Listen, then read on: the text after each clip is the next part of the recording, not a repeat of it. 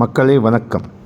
நம்ம சேனலுக்கு சப்ஸ்கிரைப் பண்ணிக்கோங்க, லைக் பண்ணுங்கள், உங்கள் ஃப்ரெண்ட்ஸ்க்கு வந்து இந்த சேனல் பற்றி ஷேர் பண்ணுங்கள். நம்ம இன்றைக்கி டே 1 பிக் பாஸோட ரிவ்யூ பார்க்க போகிறோம். இன்றைக்கி டே பார்த்திங்கன்னா எனக்கு தெரிஞ்சு ரொம்ப லேட்டாகவே ஸ்டார்ட் பண்ணாங்க. பிகாஸ் நேற்று நான் இந்த இனாகரேஷன் ஃபங்க்ஷன் கொஞ்சம் டிலே ஆனதுனால சாங்கும் லேட்டாக வந்திருக்கு.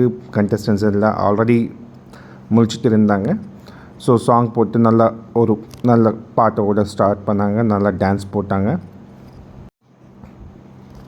இந்த வாட்டி பிக் பாஸில் பார்த்திங்கன்னா கண்டஸ்டன்ஸ் எல்லாமே பார்த்திங்கன்னா ஒரு விதமாக ரொம்ப ஆக்டிவாக இருக்காங்க.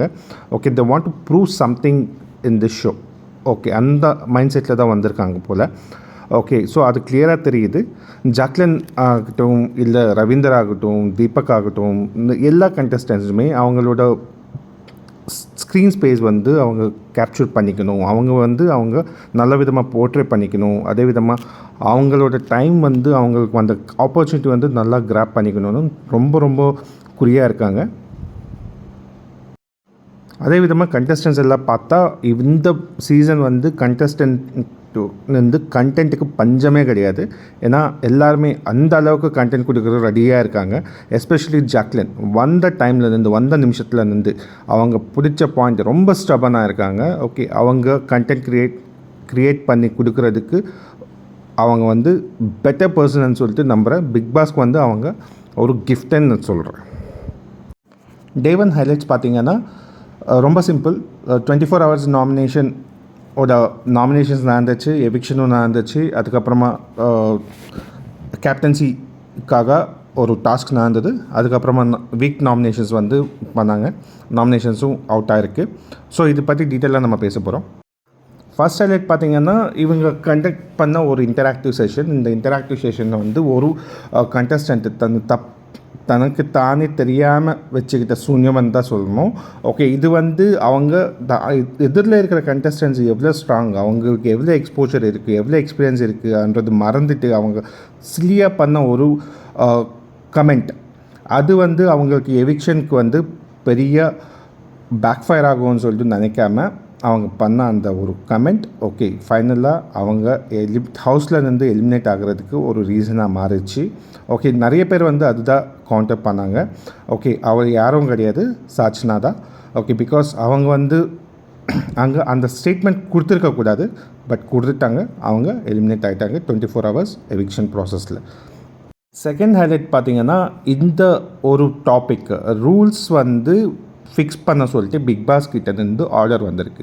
ஓகே, கேர்ள்ஸ் ரூமுக்கு வந்து யார் அலோவ் பண்ணணும், யார் அலோவ் பண்ணக்கூடாது, அலோவ் பண்ணால் என்னென்ன கண்டிஷன்ஸ் போடணும், என்னென்ன ஃபன் ஆக்டிவிட்டீஸ் அவங்க க்ரியேட் பண்ணலாம், அந்த மாதிரி ஒரு ரூல்ஸ் டிசைன் பண்ணி பிக் பாஸ்க்கு சப்மிட் பண்ண சொல்லியிருக்காங்க. இது சப்மிட் பண்ணுறதுக்கு வந்து தனித்தனியாக அவங்க ஏரியாவுக்கு போயிட்டு டிஸ்கஸ் பண்ண சொல்லியிருக்காங்க பிக் பாஸ். ப்ராசஸில் பார்த்திங்கன்னா மேல்ஸ் டீமில் வந்து ரவீந்திரன், விஜய், விஷால், அருண், ஓகே சில பேர் வந்து சொன்ன பாயிண்ட்ஸ் வந்து டாமினேட்டாக முத்துக்குமரன் அண்ட் தீபக் வந்து அது கேர் பண்ணலை. ஓகே, அது கன்சிடரே பண்ணலை.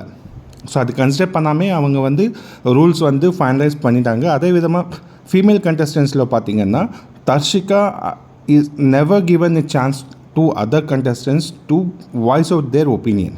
அவங்க வாய்ஸ் அவுட் பண்ணுறதுக்கு அவங்களுக்கு சான்ஸே கொடுக்கல. அதுவும் இல்லாமல் முக்கியமாக பார்த்திங்கன்னா சுனிதா வந்து she try to convey her opinion but she did not consider that. இந்த டாமினன்ஸ் வெளிவோட தான் அவங்க வந்து ஃபீமேல் டீமில் பார்த்திங்கன்னா அவங்களுக்கு வந்து அந்த கன்ஃபெஷன் ரூம் ஏதாவது அட்வான்டேஜ் நினச்சாங்களோ அது வந்து அவங்களுக்கு பேக்ஃபயர் ஆச்சு. இப்போ வந்து அது அவங்களுக்கு சாதகமாக இருக்காது. இந்த ப்ராசஸில் வந்து ஃபீமேல் டீம்லேருந்து ஜாக்லின் வந்து செப்பரேட்டாக இருக்காங்கன்னு சொல்லிட்டு ஓகே ஒரு செட் ஆஃப் பீப்புள் வந்து அவங்க கிட்ட போயிட்டு கன்வின்ஸ் பண்ணுறதுக்கு ட்ரை பண்ணாங்க. But she did not convey. But her attitude Sims to be very irritating. Because அவங்க ஸ்டபனாக இருக்கலாம், பட் ஆனால் அவங்க சொன்னது தான் நடக்கணுன்றது மட்டும் தப்பு. ஸோ அதை வந்து அவங்க கொஞ்சம் மாற்றிக்கிட்டே ஆகணும். அப்போ தான் வந்து அவங்க வந்து லாங் லாஸ்டிங்காக ஓகே இந்த ஷோவில் பார்ட்டிசிபேட் ஆகிறதுக்கு வாய்ப்பு இருக்கும். அது இல்லைன்னா மக்கள் பார்ப்பாங்க என்ன பண்ணணும்னு. அதுக்கப்புறமா ஃபைனல் பாயிண்ட்டுன்னு பார்த்தீங்கன்னா நாமினேஷன் ப்ராசஸில் வந்து 5 பேர் நாமினேட் ஆகிருக்காங்க. நாமினேஷன் ஆகிருந்தது யார் பார்த்தீங்கன்னா Jacqueline, Arun, Ravindar, Soundarya and Ranjith. So இதில் பார்த்தீங்கன்னா ஜாக்லினுக்கு வந்து 5 ஓட்டு, அருணுக்கு வந்து 3 ஓட்டு, ரவீந்தருக்கு 6 ஓட்டு, சௌந்தர்யா 4 ஓட்டு, ரஞ்சித் 3 ஓட்டு வந்திருக்கு. ஜாக்லினை நாமினேட் பண்ணும்போது எல்லாமே மோஸ்ட் ஆஃப் த பீப்புள் வந்து சொன்னது வந்து ஒரே ஒரு ரீசன் தான். அவங்க பாயிண்டில் வந்து ரொம்ப ஸ்டபனாக இருக்காங்க, பட் அவங்க கன்வின்ஸ் ஆகலை. ஓகே, அவங்க வந்து மிங்கிள் ஆக மாட்டேங்கிறாங்கன்றது தான் மெயின் பாயிண்ட்டாக இருக்குது. நெக்ஸ்ட் கம்மிங் டு அருண் வந்து எதுக்கு நாமினேட் ஆகிருக்காருன்னா, அவரோட பாயிண்ட் எது அவங்க வந்து நாமினேஷன்ஸ் மார்னிங் 24 hours எவிக்ஷன் நாமினேஷன்ஸில் சொன்னாரோ அது வந்து நிறைய பேருக்கு வந்து கன்வின்சிங்காக இல்லை. ஸோ அதனால அவங்கள நாமினேட் பண்ணியிருக்காங்க. ஓகே, ரவீந்தர் வந்து மோஸ்ட்லி சாஃப்ட் டார்கெட்டாக தான் இருக்காங்க. என்னென்னா அவரோட ஃபிசிக்கல் அப்பியரன்ஸ் பார்த்து ஓகே அவங்க வந்து ஃபிசிக்கல் ஆக்டிவிட்டீஸில் வந்து பார்ட்டிசிபேட் பண்ண முடியாது, அதனால பாய்ஸ் டீமுக்கு வந்து பெனிஃபிட் இருக்காதுன்னு சொல்லிட்டு நிறைய பேர் நாமினேட் பண்ணாங்க. ஓகே, அது ஒரு reason. And also he is a strong content, அது ஒரு ரீசன். சௌந்தர்யா வந்து மிங்கிள் ஆக மாட்டேங்கிறாங்கன்னு சொல்லிட்டு நாமினேட் பண்ணாங்க. ஹவெவர் ஷீ ஆல்ரெடி அவங்க வந்து ஆல்ரெடி சொல்லியிருக்காங்க அவங்களுக்கு அந்த வாய்ஸ்னால் வந்து மிங்கிள் ஆகிறதுக்கு அவங்க வந்து கொஞ்சம் இன்செக்யூரிட்டிஸ் இருக்குதுன்னு சொல்லிட்டு. பட் அவங்க வந்து இந்த கேமில் கண்டினியூ பண்ணணும்னா கண்டிப்பாக அந்த இன்செக்யூரிட்டிஸ் வந்து ஓவர் கம் பண்ணியே ஆகணும். ஓகே, இல்லைன்னா அவங்க வந்து லாங் லாஸ்டிங்காக வந்து இந்த கேமில் பார்ட்டிசிபேட் பண்ணுறதுக்கு ரொம்ப கஷ்டமாக இருக்கும். அதே விதமாக ரஞ்சித் வந்து அவங்க ஃபேக்காக இருக்காங்கன்றது நிறைய பேர் போட்ட ஒரு கருத்து.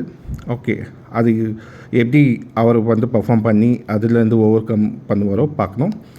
ஓகே, இதுதான் என்னோடய review for the day 1. Okay, உங்களுக்கு என்னோடய கண்டென்ட் பிடிச்சிருந்தேன்னா ஓகே கண்டிப்பாக உங்கள் ஃப்ரெண்ட்ஸ்க்கு ஷேர் பண்ணுங்கள். ஓகே, அதே விதமாக சப்ஸ்கிரைப் பண்ணுங்கள், லைக் பண்ணுங்கள், கமெண்ட் பண்ணுங்கள். Thank you all.